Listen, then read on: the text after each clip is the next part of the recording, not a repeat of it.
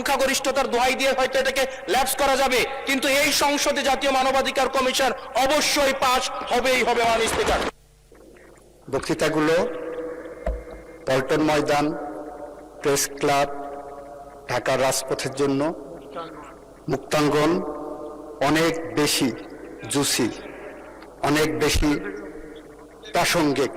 মাননীয় স্পিকার, আমার মনে হয় উনি সব পড়েছেন, শুধু বিলটা পড়েননি।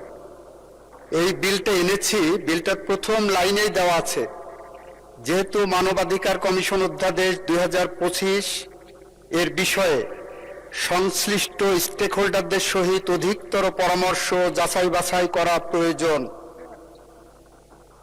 এবং যাতে করে 2009 সালের আইনটা বাতিল করে দিয়েছিলেন, মানবাধিকার কমিশনের জায়গাটা অসম্পূর্ণ না থাকে, ফাঁকা না থাকে, সেই কারণে আপাতত আমরা 2009 সালের আইনটাকে রেস্টোর করেছি, কেউ বলতে যাতে না পারে বাংলাদেশে কোনো মানবাধিকার কমিশন নাই। সুতরাং সব পড়লাম, প্রথম লাইনটাই পড়লাম না, যে 2025 সালের আইনটা আমরা অধিকতর যাচাই বাছাই করার জন্যই এনেছি।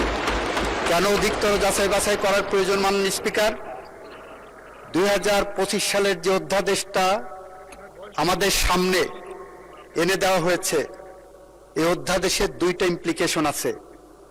একটা ইমপ্লিকেশন হলো, আমরা যখন কোনো আইন করি, কোনো অ্যাকশন নেই, কোনো অ্যাক্ট করি, সেটা যদি এমন হয় যে এটা করেছি উইথ অ্যান আলটেরিয়র মোটিভ, এটা যদি এমন হয় যে এটা করেছি উইথ এ মেলাফাইডি মোটিভ, যদি এমন হয় যে বিএনপি ক্ষমতায় আসবে, তাকে কোনোভাবেই কাজ করতে দেওয়া হবে না, সেরকম উদ্দেশ্য যদি থাকে, সে ধরনের উদ্দেশ্যপূর্ণ আইন, আইনের ভাষায় বলছি, জুডিশিয়াল রিভিউয়ের ভাষায় বলছি, কনস্টিটিউশনাল লয়ের একজন ছাত্র হিসেবে বলছি, that law is a void of initial law.